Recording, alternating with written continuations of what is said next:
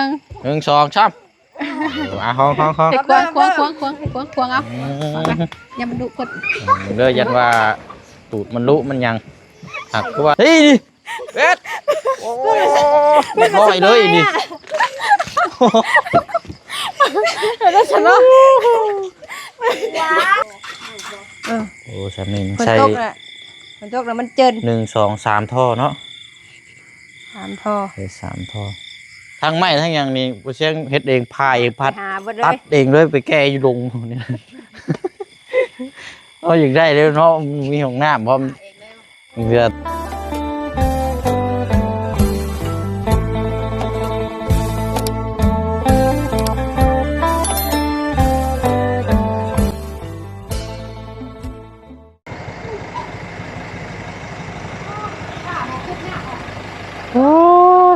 เนาะปวดแท้นี่น้ำขังเลยนี่เนาะบอกกับมันโกนแน่แล้ว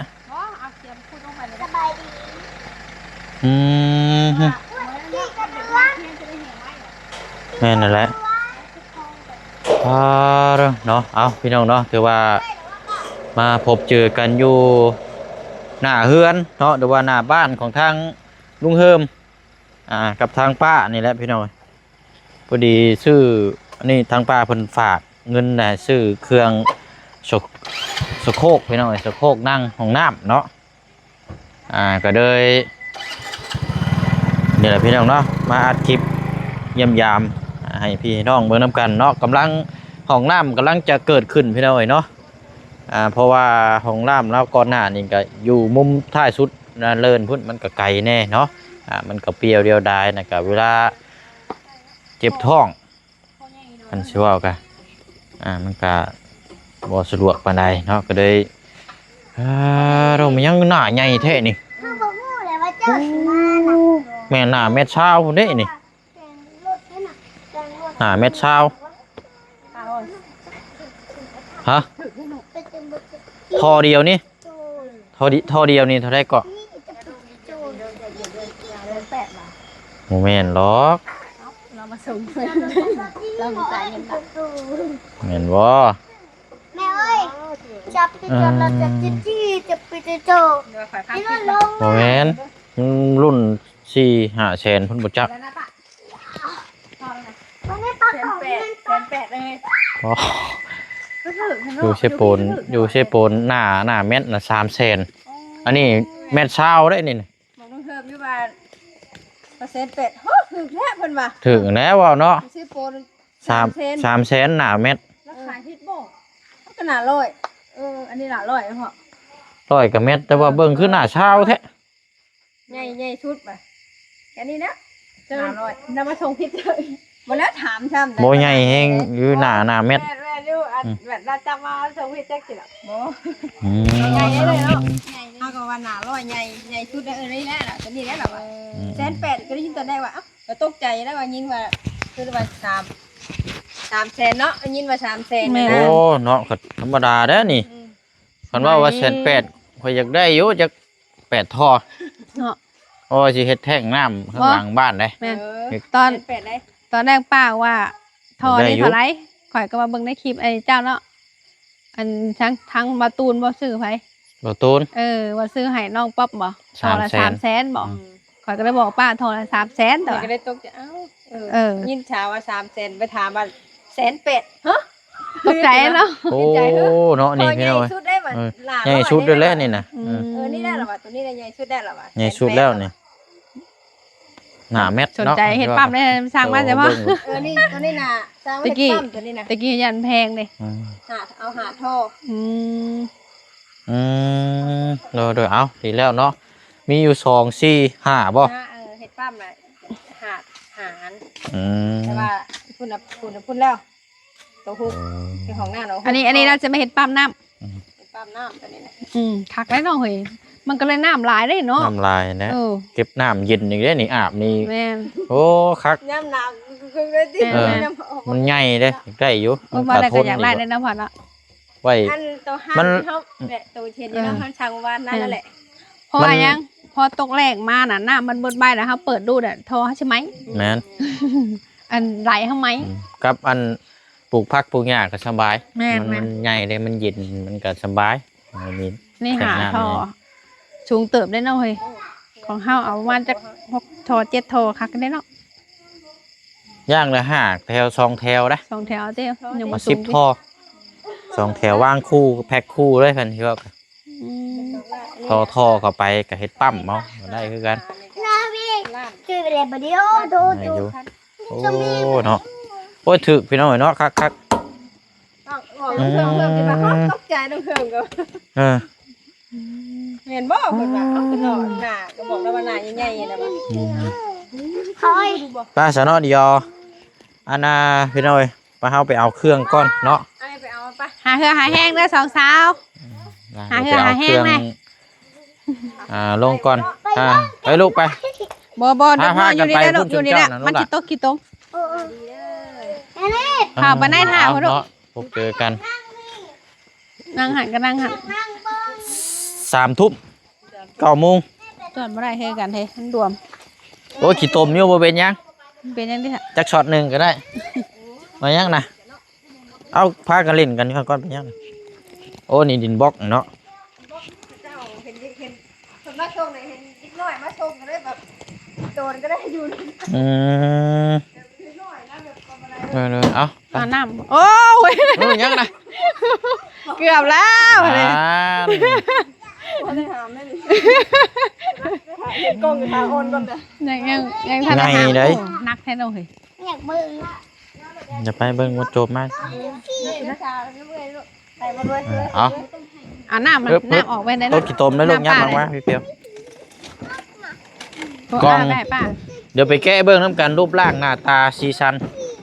สี ฉันหนักพักบ่ จังว่านี่แหละเบิ่งน้ำกันนี่แหละ ดิฉันคือหนักอันของน้ำทำจัก เฮ้ยเอาขึ้นมาบ้างพี่ได้บอลได้ครับเอา นี่ว่างนี่ก็ได้นี่จบกันนี่ เพื่อนแท่นอ่ะเอ๊ยยับก่อน ลองดูล่ะ อยากเบิ้งอยากเบิ้งไง บ่นี่ก็ได้นี่จม โจมก้นที่ล่ะ แต่บ่เฮ็ดสองชาวเอานับก่อนนับก่อนนับก่อน จอง 1 2เอ้าโอ้ย แม่ว่าต้องเป็นผู้ชาย ได้บ่ มาแล้วหมู่ป้าไปแล้ว ได้บ่เอาดีๆคันบ่ได้เดี๋ยวสิขึ้นไปย่อ 1 1 2 3ห้อง ไอ้ควงเอาอย่ามันดุกด เด้อยันว่าตูดมันลุมันยังหักคือว่าแล้วผลบ่ได้ตกเนาะ ลงเอาไหม เอาลงมาก่อน เออ เนาะเอาให้ผู้หญิงเพิ่นออกให้งานมื้อนี่ โอ้นัก เอา เด้อ เดี๋ยวอย่าเพิ่งท่ากันก่อน ก้นตะขางก้นตะขาง มาผมเด้อสิเยียงไผให้เด้อ อ้าวลงเทปอ่ะ นี่วะ ลงระวังเด้ขี้ตมเด้ กี่ตมแท่นุ่นที่นั่นนุ่น เดี๋ยวใช่ใช่เด้อใช่เด้อ ใส่ได้เลยนะ นี่แหละมันคือเจ้าแท้ ให้มันไปดิ ใช่มึงเลย กี่ต้มเลย ตอนเกือบนู่น ระวัง มาเด้อ เฮ้ยเอ็ดโอ้ยลอยเลยนี่ แล้วฉันว่า ว้าว เขาอยู่ทางเดินไทยเหมือนเด้อแกนี่ก็มาแกนี่กันมาค่ะมาไปแอบกันแหละ ใช่เดียวเลยเนาะเอาอยู่นี่ก่อนเนาะเอา1 2อ๋อคือนักแท้นี่ไผก็อยากเบิ่งได้แบบนี้เนาะ เขาอยากได้เก้าวันน่ะ เนาะโอ้ขี้ตม ถอดเกือบเลยนุ่นนี่ อย่าลืมแบบเก็บเลย เอามาแล้ว เอามาแล้วหลานเอามาแล้วเจ๊นี่แก้มึงดู บัดนี้เฮา มาใช้มีดอ่ะ มันคือนักแท้ลองแก้เบิ่งอยู่ฮะ เอามีด เบิ่งสีสันงามอยู่อะเนาะ ไอ้เนี่ยมัน เอาเปิดมาแล้วมันก็เป็นชิ้นส่วนบ่ เมื่อกันชิ้นชวนแท้นี่ประกอบเอง ว้าว เป็นฟ้าตัวนี้นะ นี่เด้เครื่องมือก็มี เอาแล้วบาดนี่ใช้เบิ่งฮะเบิ่งอะไรมันยังมีครบอยู่บ่ แม่เอามา ผมเป็นยังดอก ตัวนี้จะเป็นตัวประกอบเนาะเก็บไว้ดีๆเด้อตัวนี้สิเรียนหายากได้นี่ชื่อนี่บ่ได้มีเด้นี่ตัวนี้จะเป็นตัวต่ออยู่ในนี้ในถังนี่เนาะ อันนี้นะเขาซื้อต่างหากเลยจ้ะมีแต่ชะโครกชิแลนร้านหาอะไรชื่อต่างหากถ้าจริงจะเป็นร่วมเนาะ แม่ก็ได้ถามเพิ่นอ้าวบ่ได้ร่วมกันได้บ่อ่ะเพิ่นก็บ่ตอบหวยซื่อ ดีผักให้หน้าเชื่อกับสาวผักมันออกไม่ได้ใครก็ได้แบบว่าให้โอกาสจะได้ผักหน้าเชื่อให้เลย แค่นั่งดูค่ะ ทดสอบเบิ่งเนื้อหาที่พอดีอยู่บ่เนาะเฮ็ด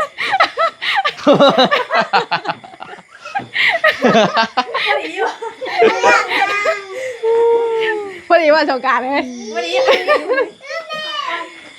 อย่าเราหายไปพุ่นนะเราปิดนับไปเลยไว้ข่าวดิ ได้เนาะพอดีเนาะเอามื้อใดมื้อหนึงสิได้ทดลองใช้ตัวจริงมื้อนี้อันทดสอบเบิ่งก่อนไปเอาเข้าในพุ่นแล้ววันนี้เนาะเบิ่งกันแล้วไป งั้นแม่เว้ลูกให้เอ้ยจุกค่ะ ประมาณล้านห้า ร้านหาร้านแปด แม่เอ้ยเปิดไฟ กับอันนั้นเลยอันนั้น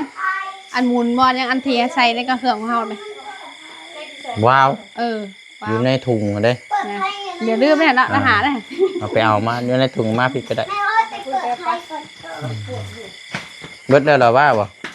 อย่าดิ่นไฟนะลูก เดี๋ยวจะนับ อย่าดิ่นเอ๊ะไฟสัตว์เด้ โอ้ทานนี่เด้ค่ะสอบไม่ได้ดูนี่ พิเศษให้350 โอ้พิเศษ50 บาท แต่ว่าขี่แมวเลย ไปใกล้ได้ขี่แมวได้ตัว โอ้ นี้นะ กี่แมวก็เต็มอยู่รถแล้วนี่มันยัง50,000 พันว่าเราเห็นได้สาวเนาะ โอ้บดหลายล้านอยู่นี่เนาะ ที่ ผมว่าตัวนั้นมันกับประมาณล้านก็กลัวนะ เอ้ย โดย ล้านห้า เอาเข้าไปเล่นอยู่ในก่อนไปรอเฮ็ดเวียกก่อนอันนี้เล็กอันนี้เนาะ เล็ก อันเส้นใหญ่นี่ตัวเห็ดของน้ำมันมีสาวในหน้าเลย กอดนะบ่นี่นะ แม่น กอดแบบสลับมาเนาะ คือมันใส่เช่าแหละ ไม่ได้ใส่เสา เอาก็ได้คือกันต้องใส่เด็กเอาลายเอา พวกยังบ่กิน ได้ซื้อเล็กตัวใหญ่2เซน เนาะเอาไม้ใส่ให้ป้าหน่อยก็ได้เสียงคนว่ามันบ่ได้ยินปานใดนะเอาล่ะพี่น้องเด้อเนาะสบายดีพี่น้องนํกันน้องพี่น้องเนาะพอดีหากมาได้ทางนอกแล้วก็กินข้าวอยู่เฮือนน้องอยู่ดิแล้วก็แวะมาแล้วก็นี่แหละพี่น้องเนาะมาเบิ่งนํกันคือว่าคุดแล้วบ่ของน้ำ ขุดแล้ว แต่ ครับ ว่าก็ยังบ่ทันแล้วปานใดหรอก ช่างเขาเฮ็ดแล้วเนาะ สร้างเฮ็ดแล้ว โอ้ปูนเนาะ ปูนสอบละแสนได้นี่นะ 1,500,000กิกปูนแดง1,10,000บ่นี่โอ้โธ่2แถวบักใหญ่เลย ยังบ่ทัน โอ้ขุด ขุดลงสิลงอีกอยู่แต่ว่า ใช้ยางมาเบิ่งใกล้ๆ แม่นบ่เช้าปานใดประมาณเกือบ10:00 นนี่ล่ะ ใครอยู่ผลบ่ตกเนาะมันแห้งน้ำบ่ได้มีน้ำบ่นี่ มันเจินลงได้นั่นเออ โอ้ใช่นี่ ฝน ใช่ ตกน่ะฝนตกแล้วมันเจิน 1 2 3ท่อเนาะ 3พอ ใช่3ท่อ ปัญหาเนาะใกล้ไหลขึ้นติ บ่เป็นหยังหรอก โอ้ยบ่ไกลบ่เป็นหยังดอกแม่น ซึมเลย ซึมไปยามัน น้ำสะอาด ซึ่งก็ได้อยู่มัน ดอกไว้อยู่เหรอ มันบ่ได้ติดปานใดอยู่ไกลอยู่พอดีต่อกระเทิบตัวนี้เอาไว้นี่เนาะ แม่นต่อมานี่แม่น ยิงแบบกวมไปเลยบ่ บ่ได้เอากลม เอา เฮ็ด เครื่องหนึงบ่ เอาแค่ประตูนี่แล้วบ่ แม่นเฮ็ดกว้างหลายเฮางบเฮาบ่หลายมันอย่ามันบานปลาย นี่มานี่นั่น อ๋อเครื่องจักรประตูหั่นเนาะ แม่นไปหั่นเพราะว่าที่ใหญ่หลายเอางบเฮาบ่หลายเดี๋ยวมันจะมันบานเดี๋ยวเงินเฮาก็บ่หลายนะโอ้ยสิ โว้ใหญ่ถือได้ปะ ประมาณ3เมตรบ่ เอาลงเวนน้อยได้ 2.5 เมตร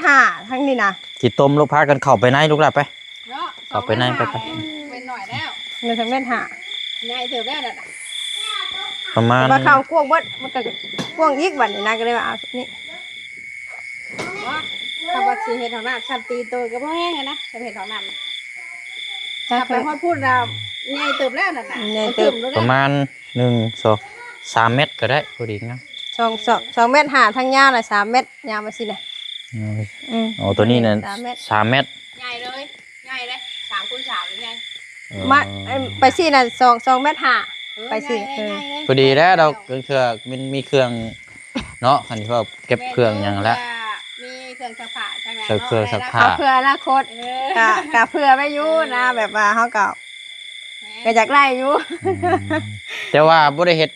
อันแยกบ่เฮ็ดแบบเดียวเลยบ่ได้เฮ็ดห้องอาบแบบว่ากับบ่ได้บ่ จังว่า บ่ได้กั้นบ่ เฮ้ย จังว่า เดี๋ยวบอกสิเด้อคำเฮ็ดห้องกั้นเลยถ้าอยากเวลาขี่ไม่เดียวเด้อบ่อยากว่าคำเอ้าเวลาจะปวดเหนียวว่าจะอาบน้ำอยู่บัดยุ่งไว้อีกบัดเด้ บ่แล้วมันก็บ่เปียกเนาะน่ะเนาะ บ่ว่ามันแยกกันได้คนละห้อง ห้อง กั้ น้ นบ่มันก็บ่เปื้อนอีกได้มันแยกไปห้องมัน จะได้เขาเฮาเฮ็ดมันแม่นอยู่แบบเฮากระทันหันเด้ มันอยู่ เพิ่นสิได้เอามาห้องนี่เจ้าของวัดเปื่อยอ เพิ่น ยู่ ก็บ่ปานนั้นเนาะ บ่ โอเคบ่ได้กันอันแยกห้องนี่เลย ความคิดก็อยากเฮ็ดอยู่แต่ว่าหังอยู่ลำงบเฮาได้ บ่ แหละ แยกห้องก็คืออยู่ในฐานเดียวกันบ่แม่นว่าแยกห้องคนละห้องได้ เอาเย็นว่าจะไม่เฮ็ดคน บ่แม่น บ่ แยกห้องก็คืออยู่ในฐานเดียวกันแบบแค่ว่ากั้นคื กัน อห้อง ให้น้ำไหล ห้องท้ายตัวนี้ห้องอาบน้ำตัวนี้คล้ายๆว่ามันเวลาห้องอาบมันจังบ่ปนกับมันจังบ่เปื้อน มันบ่เปียกมันก็บ่กันสูงขนาด กันฐานเนาะนะ อยู่เดียวกันอะไร โอ้มันก็สไตล์นึง ฆ่ากันเห็นอันห้องน้ำคนแล้วอันนี้ก็ห้องอาบนี่ก็ห้องเงียรถชี้นี่เงียวชี้นี่ปัดสิแดนออกมาบนประตูตัวนี้กูฮะ เฮาบ่เฮ็ดประตูเฮาบ่เฮ็ดประตู บ่พื้นมันบ่ค่อยสะดวกซั่นล่ะบ่คักซากันต้องคิดดีอยู่ว่าคนนึงอาบคนนึงขี่อยู่ล่ะแต่กันบ่ค่อยคักปานใดค่ะ นั่นได้เสียยังเปิดไพ่ได้อยู่บ่ ไล่ เปิดไพ่ตัวนั้นเบิ่งไปช่องเบิ่งตัวนั้นนำพี่น้อง คิดฮอดบ่ กินเนาะ ก็โตพาไปเบิ่งเลยพี่น้องเอ้ยเนาะห้องน้ำเฮ็ดเองก็มือได้นี่เสานี่ก็ไปแก้มาเต็มลงพุ่น คักแล้ว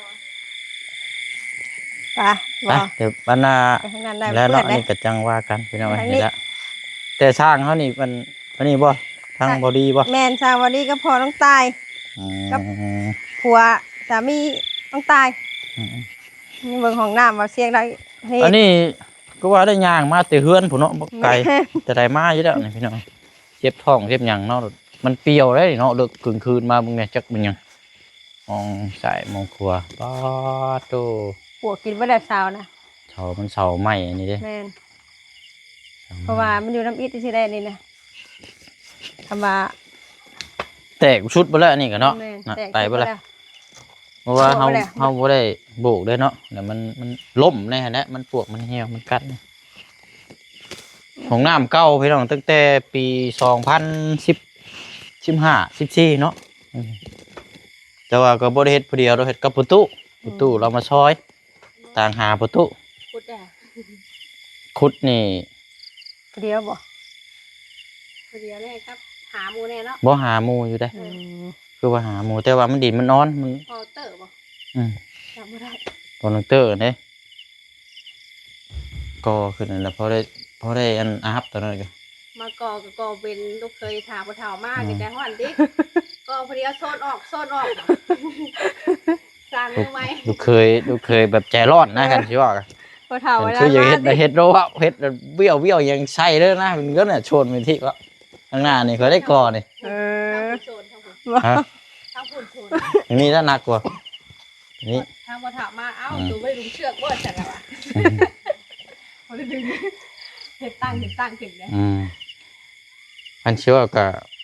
มันอยู่ในหิมพี่บัดนี้เนาะอันคันว่านั่นก็ทุบออกบัดนี้เนาะตัวนี้ ประตูก็ได้ยามเด็กยามงาน เนาะบ่ยังว่า โอ้มันยังบ่ได้เต็มสิได้ แต่ว่าหัดบ่ได้เต็มง่ายๆเด้นี่ห้องน้ำนี่ ตั้ นะ งแต่พอน่าเสียงเฮ็ดฮอดจนนี่ยังบ่เคยดูดจะเทื่ออยู่ บ่ยอมรับอยู่อัน แม่น แบบบ่ได้เต็มบ่ได้หยังแบบคักอยู่เด้ แต่ท่อเนาะ เลี้ยงกันเลยติ สองแถวเรียงกันเลย อันนี้ก็เท่าไหร่ก็ แปด 8ท่อบ่ แล้วเราก็เททานลงไปพอดูดซึมน้ำสอบเลยไม่ได้ใส่หลายก็โม เนาะแม่ว่าอันนี้คัน สอบสาม คันว่านั่นคันว่าเอาไว้ก็เฮามีงบแล้วจังต่อเติมเอาเนาะ แม่น ต่อเติมแล้วก็จังลื้อ โอ้ เลย มีของน้ำลายดีแล้วทั้งนอกทั้งในนะ มัน ที่ดีมากเลย คันสิว่าก็คันสิว่าก็เป็นห้องน้ำเปิดเวลาหมู่ครูมาซะตัวนี้อันนั้นมันเป็นคันสิว่ายกตัวอย่างคือครอบครัวเฮา อืม ทีนี้ก็แต่ว่าพอเอาแล้วมัน มันหก คิดเอาเนาะ คนก็สิประมาณนี้นะ อืม ประตูแต่รุ่นบ่ได้ให้ประตูบ่ได้เปลี่ยน เปลี่ยนแล้ว ขา เป็นแต่พา เจพาลองอัน คือ นี้ ว่าไงก็ทุกอย่างปกติเบิดเลย มัน เปลี่ยนแต่ตัวพาแล้วก็ซีชื่อได้เดี๋ยวนี้นะ ตัวเติมเอาแล้วเอาไว้มือดาหมู่ครูเนาะ ไม่ติดต่อเติมบ่ได้เพราะว่ามันต้องเช่าน่ะตีนมันน่ะไปเบิดอะไรปวกกินเบิดอะไรง่ายมันอยู่น้ำอิฐน้ำบกก็สิได้หน้าเอ้ย งัดเอาเนาะ แม่น แต่ว่าของน้ำเนี่ยเฮาเป็นคนพุทธเรื่องชื่อนี่คือสาว แม่น สาวนี่ แม่นงบของทางแม่น้องยูดิ แม่น ตอนเราเห็นงานอยู่ไทยเราฝากมาซอย ว่าเฮาเฮ็ดเอาแห้งทั้งไม้ทั้งอย่างนี้บ่เชียงเฮ็ดเองพายเองพัด ไปหาเบิดเล ตัด ย เองเลยไปแก้อยู่ดงนี่เอาอย่างได้เลยเนาะมีห้องน้ำพร้อม เองเลย เรือตอนนั้นบัดว่าเล่นแต่ปลาแต่อย่างเนาะ ไปเพื่อนติทุ่งนากลางคืนก็ต้องแลนออกติเมื่อกี้นั้นเมื่อกี้ก็บ่ค่อยมีของน้ำเนาะ ห้องน้ำเรา มีสมัยนี้ได้ ซอยกันในห้องน้ำซอยกันพี่น้องอันนี้กันเอาคือบ่เฮ็ดให้ตัดไปเต็มครึ่งหนึงเลยเนาะ อืม มันจะงาม มันกว้างไหนใหญ่เลย มาสิเลยแท้ มันใหญ่เลย หักเบ้าถึงน่ะใหญ่ แท้ มันใหญ่เกิน มันว่าตัดมาแบบมันน่ะหม่องประตูนั่นมันคือเบิ่งบ่งามพี่เนาะ เฮาก็เอาสิโมงดังค่าก็มาได้สิเอาทานมาไว้ก็ได้สิบนเฮาล้างถ้วยเอาถ้วยไว้ก็ได้สินะมันมี ตัวแล้วมีหลายหมองไว้เอง แม่น บ่คันขึ้นหลังคาน่ะเอาเต็มครึ่งหนึงซะ เอามาเบิดได้ แต่ว่าเวลากั้นนั่นเอาตามที่จะบอกก็ได้ ว่าฉันแหละ มันจังสิ คิดฉันแล้ว มันจังสิงาม ก็หลังคาเอามาแบบพอดีกับตัวนี้เลยนะ ให้มันหารครึ่งด้วยซะ เออ บันเฮาก่อแล้วเฮาจังวัดเอาอีกทีนึง แม่นความคิดเหรอ อ่า คิดเห็น แม่นแล้ว ต่ คือแล้ว ยังบ่ ว่าฉั ได้ นน่ะ บอกอันสร้างดอก ได้ นะ ละงามอยู่หักอยู่เนาะบ่เอาไม่แต่เบิ่งคนเอาของปลูกของพังแล้วหมักตัวผู้ไง หาก็เป็นมึงเนี่ย โอ้ ปลูกกระแตเดือนสอง น่าเป็นนี่นะ เนาะ ตามยาม งั้นนี่ดิ ไม่ตามยามเลย จังหน่อยก็ได้กินแน่นี่ แม่นบ่ เกี่ยวข้าวพุ่นอันนี้สิลาย ก็หมายครับปลูกพริษใช่เนาะปลูกพริษเดือน จังห มั น่ น อย จ้ะ บัดเดือนชีวิตนี่สิได้กินลายนี่หมักนี่ตัวผู้นี่อ๋อตัวเนาะเอาไปใส่เข้าบ้านนี่อยากมืดแน่เด้อหญ้าก็เนาะ แล้วมันอยู่หันนอกกันตัดแล้วบอก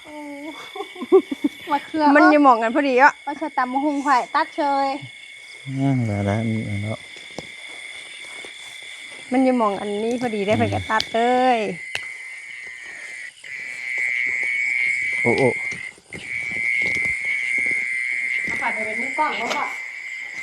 ชี้ว่าฝ่ายมือเด้งเลยจะพอง ไม่นิ่งที่คือว่ามือสั่นบ่ ไว้มือเด้งได้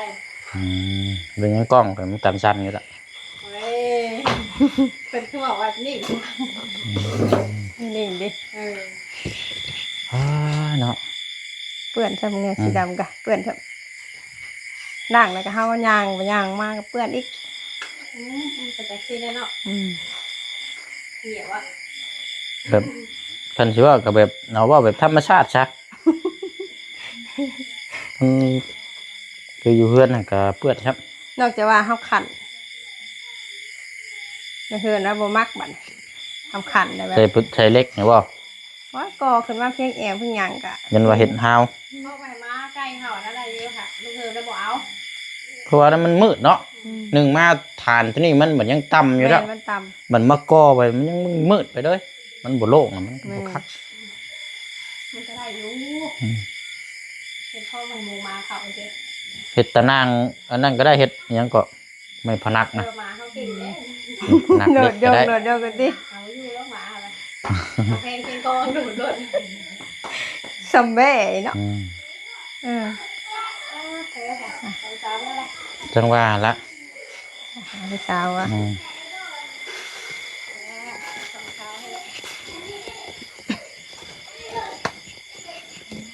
ปึ๊บไปสาวเฮาเนาะมีแต่ว่าตอนแรกบัดนี้สิได้แยกย้ายว่ากัน ขอบใจหลายๆที่สิซื้อมาให้เป็นธุระให้ เป็นหยังดอกจุดนี้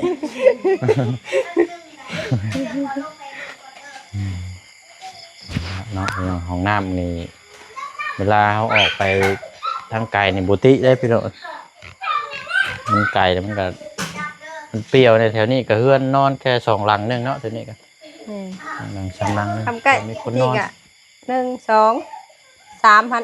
ในแต่เฮือนห้างนะคันสิว่ากันแถวรอบๆข้าง เป็นห้า เพราะว่าเขาเจ้ามีให้มีหน้าเลยไปนอนอยู่ริมทางพุทธ อืม เสียงดังเลยเพื่อนเราเสียงดังมากวนเพื่อน ขิง ชิงอันนี้เนาะเอาแล้วชะเนาะมีแต่ว่าป้าสายไปน้อยเลิกลื่นแล้วเมื่อหาอาบน้ำอาบในพักผ่อนจังว่ากันมื้ออื่นนี่ยังก็จังว่าจังคุยน้ำกันมีตัวนี้ตกต่อมันอันนี้นี่ อืม พอดีแล้วเมื่อนี่ก็สิ เปลี่ยนใหม่บ่ สิตัดท่อแล้วบัดนี้ต่อกอกอยู่ในเกินก็ท่อแตกแม่นบ่กอกน้ำแตกเปลี่ยนให้นิดหน่อยมาอีกไปเนาะเอาลาก็เด้อพี่น้อยเนาะมื้อนี้เยี่ยมยามทั้งบ้านทั้งลุงเฮิมพี่น้องเนาะทั้งป้ากำลังเริ่มปลูกสร้างกันนะห้องน้ำห้องครัวนี่แหละพี่น้องสันสิว่าก็ต่อๆกันเนาะเพื่อความสะดวกสบายเอาเนาะสบายเด้อพี่น้อง สบายดี ไปเนาะไป